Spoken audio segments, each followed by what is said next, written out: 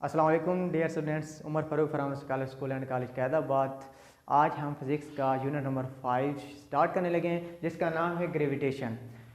ये ग्रेविटेशन लफ्ज़ ग्रेविटी से निकला है और इसका सबसे पहले आइडिया सर आइजैक न्यूटन ने दिया था। 1665 में एक शाम को वो दरख्त के नीचे बैठे थे और उनके माइंड में ये चल रहा था कि कैसे चाँद जो है वो ज़मीन के इर्द गिर्द अपने मैदान में रिवाल्व कर रहा है इसी तरह ज़मीन जो है वो कैसे सूरज के इर्द गिर्द अपने मैदान में रिवाल्व कर रही है। तो अचानक दरख्त से सेब गिरता है तो उनको अपने जो वो थिंकिंग कर रहे थे, सोच रहे थे, उन उस सवालों का आंसर मिल जाता है। कैसे आंसर मिलता है कि कोई ना कोई चीज़ कायनात में है जो एक जिस्म को दूसरे जिस्म के साथ अट्रैक्शन की फोर्स रखती है, यानी कि दो अजसाम एक दूसरे को अपनी तरफ अट्रैक्ट करते हैं। जैसे कि सेब जो था वो दरख्त से नीचे आया, ऊपर क्यों नहीं गया? तो इसका मतलब है कि सेब को ज़मीन ने अपने मरकज़ की तरफ अट्रैक्ट किया, अपने मरकज़ की तरफ उसको खींचा।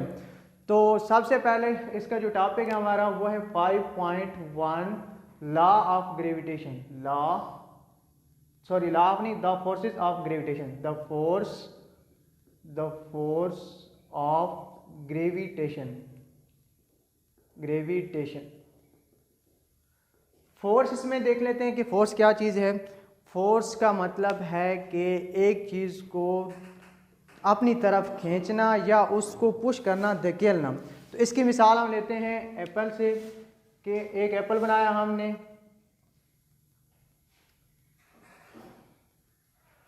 और एक मैस ले लेते हैं ज़मीन का, इसको कह देते हैं M2 का नाम और एप्पल के मैस को कह देते हैं M1। ज़मीन ने एप्पल को अपनी तरफ अट्रैक्ट किया, खींचा, तो सेब जो था वो ज़मीन के ऊपर आगे गिरा। तो इसका कंसेप्ट हम न्यूटन के सेकंड लॉ से पेश करते हैं। वो बराबर होता है F = ma के, यानी कि एक्सेलरेशन डायरेक्टली प्रोपोर्शनल होता है फोर्स के और एक्सेलरेशन इन्वर्सली प्रोपोर्शनल होता है 1/m के। अब हम पहले देखते हैं कि ज़मीन ने जो फोर्स सेब के ऊपर लगाई और सेब जो था वो ज़मीन की तरफ अट्रैक्ट हुआ। कैसे हुआ देखें तो फोर्स ड्यू टू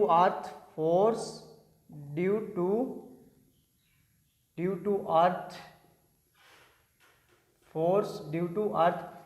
अब सेब का जो मैस है उसको हमने M1 का नाम दिया है और ज़मीन के मैस को M2 का नाम दिया है, यानी कि सेब का जो मैस है वो ज़मीन के मैस से बहुत कम है। तो एक्सेलरेशन इन्वर्सली प्रोपोर्शनल होता है मैस के। यहाँ पे हम मैस कंसीडर कर रहे हैं सेब का, यानी M1 का नाम देंगे। मैस बहुत छोटा है ज़मीन के मैस से। इसका मतलब इन्वर्सली प्रोपोर्शनल का मतलब होता है कि एक चीज़ अगर कम हो रही है तो दूसरी चीज़ उसकी बनिस्बत ज़्यादा होगी, इन्वर्सली प्रोपोर्शनल अपोजिट होगी। मैस कम है तो इसका मतलब है एक्सेलरेशन ज़्यादा है और एक्सेलरेशन को फोर्स के साथ डायरेक्टली प्रोपोर्शनल से शो किया गया। इसका मतलब है कि अगर एक्सेलरेशन ज़्यादा है तो डायरेक्टली प्रोपोर्शनल है फोर्स के, फोर्स भी ज़्यादा होगी, क्योंकि डायरेक्टली प्रोपोर्शनल का मतलब होता है कि अगर एक चीज़ की मिकदार बढ़ाने से दूसरी मिकदार भी उसी तरह बढ़े या एक चीज़ की मिकदार कम करने से दूसरी की मिकदार भी उसी तरह कम हो। इसकी मिसाल ले लेते हैं। फॉर एग्जांपल आप शॉप पे जाते हैं, वहाँ पे आपने चीनी 1 किलो ली जिसकी कीमत थी 70 रुपये। अगर आपने 2 किलो चीनी ली तो उसकी कीमत कितनी बन जाएगी? 7 × 14 140 रुपये बन जाएगी, यानी कि चीनी की मिकदार बढ़ाने से कीमत भी बढ़ी। इसी तरह आपने 3 किलो चीनी ली तो उसकी कीमत बन गई 210 रुपये, यानी चीनी की मिकदार बढ़ाने से कीमत भी साथ साथ क्या हो रही है? इंक्रीज हो रही है। या एक चीज़ कम करने से दूसरी चीज़ भी उसी तसलसल से कम हो तो इसको कहते हैं डायरेक्टली प्रोपोर्शनल। तो एक्सेलरेशन बढ़ने से फोर्स भी बढ़ेगी, यानी फोर्स ऑफ अट्रैक्टिव भी बढ़ेगी। अब ज़मीन की फोर्स सेब पर बहुत ज़्यादा लग रही है, इसलिए सेब जो था वो ज़मीन की तरफ आया। अब सवाल ये पैदा होता है कि ये सेब जो था इसने ज़मीन को अपनी तरफ अट्रैक्ट क्यों नहीं किया? तो इसकी भी हम प्रूव कर लेते हैं, साबित कर लेते हैं। अब मैस M2 यानी कि ज़मीन का मैस बहुत बड़ा है, एक्सेलरेशन इन्वर्सली प्रोपोर्शनल होता है 1/m2। अब हम M2 का नाम ले रहे हैं क्योंकि ये ज़मीन का मैस है और ज़मीन का मैस बहुत ज़्यादा है एप्पल के मैस से। तो एक्सेलरेशन आप देखें इन्वर्सली प्रोपोर्शनल है तो मैस बहुत ज़्यादा है तो इसका एक्सेलरेशन क्या होगा? कम होगा। अब एक्सेलरेशन कम है तो एक्सेलरेशन को फोर्स के साथ डायरेक्टली प्रोपोर्शनल लिखा गया था। फोर्स एक्सेलेरेशन डायरेक्टली प्रोपोर्शनल होता है फोर्स के। तो हमने फोर्स ड्यू टू एप्पल यानी सेब जो है वो ज़मीन को अपनी तरफ अट्रैक्ट क्यों नहीं करता, यहाँ पे एक्सेलेरेशन डायरेक्टली फोर्स के होता है, लेकिन एक्सेलेरेशन डायरेक्टली इन्वर्सली प्रोपोर्शनल है 1/m। और यहाँ पे हम मैस लेंगे मैस 2 यानी ज़मीन का मैस ले रहे हैं। अगर ज़मीन का मैस ज़्यादा है तो इसका मतलब है ज़मीन का मैस ज़्यादा होने की वजह से इन्वर्सली प्रोपोर्शनल होने की वजह से एक्सेलेरेशन कम है। एक्सेलेरेशन कम है क्योंकि एक्सेलेरेशन फोर्स के डायरेक्टली प्रोपोर्शनल होता है, एक्सेलेरेशन कम है तो फोर्स भी कम है। इससे साबित हुआ कि इसकी जो फोर्स ऑफ अट्रैक्शन है वो ज़मीन से कम है, इस वजह से वो ज़मीन को अपनी तरफ अट्रैक्ट नहीं कर पाता। ज़मीन की फोर्स बहुत ज़्यादा है, इसलिए ज़मीन जो है वो सेब को अपनी तरफ अट्रैक्ट कर लेती है। तो अब हम लॉ ऑफ ग्रेविटेशन पढ़ते हैं। Law of gravitation, law of gravitation. सबसे पहले हम इसकी डेफिनेशन पढ़ लेते हैं, डिफाइन करते हैं इसको। Every body in the universe, every body in the universe, in the universe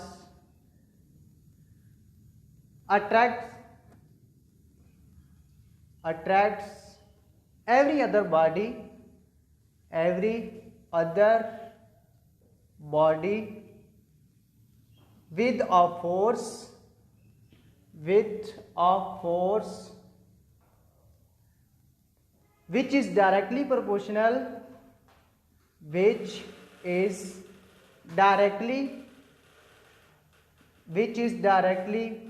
proportional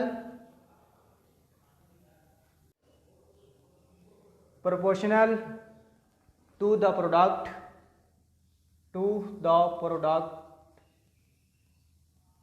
of their masses,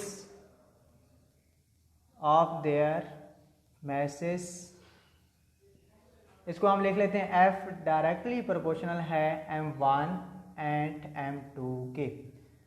आगे लिखते हैं and inversely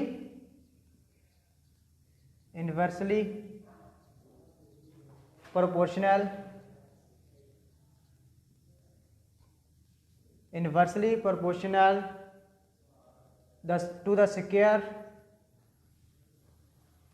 to the square distance between their centers,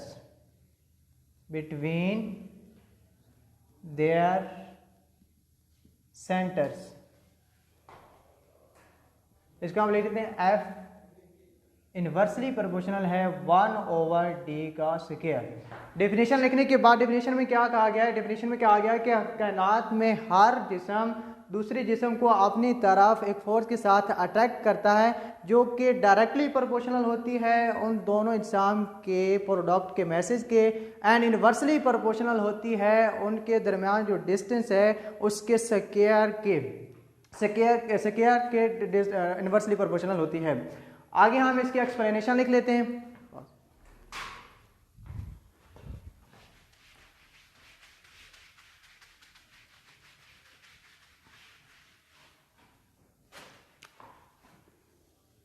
explain कर लेते हैं। एक्सप्लेनेशन में दो बॉडी ली हमने, एक बॉडी का मास है M1 और दूसरे बॉडी का मास है M2। इनके दरमियान जो डिस्टेंस है इनके सेंटर से लेकर दूसरे बॉडी के सेंटर तक का जो डिस्टेंस है उसको हमने नाम दिया d का। अब साथ साथ इसकी मैथमेटिकल फॉर्म भी लिख लेते हैं। मैथमेटिकल फॉर्म हमने पढ़ा कि F जो है फोर्स जो है वो डायरेक्टली प्रोपोर्शनल है, F डायरेक्टली प्रोपोर्शनल है इन दोनों मैसेज के प्रोडक्ट्स के, यानी M1 मल्टीप्लाई M2 के। और हमने पढ़ा ये इनवर्सली प्रोपोर्शनल है to the square distance between their centres, यानी F इनवर्सली प्रोपोर्शनल है 1/d के स्क्वायर के। अब हम इकट्ठा कर लेते हैं। फोर्स डायरेक्टली प्रोपोर्शनल है M1 M2 के और इनवर्सली प्रोपोर्शनल है d के स्क्वायर के। प्रोपोर्शनल को हम ख़त्म करते हैं, जब प्रोपोर्शनल को ख़त्म किया जाता है तो उसकी जगह पे कांस्टेंट लगा दिया जाता है और इक्वल की अलामत लगा दी जाती है। तो f is equal to constant जो है यहाँ पे वो है capital G m1 m2 over d का स्क्वायर। इस कैपिटल G को जो नाम दिया गया है वो है universal constant, universal constant, constant of gravitation, of gravitation, of gravitation. और इसकी कीमत जो अखज़ की गई है वो है G is equal to 6.673 multiply 10 की पावर -11 न्यूटन मीटर स्क्वायर पर किलोग्राम स्क्वायर। ये G की कीमत हर जगह पर सेम रहती है।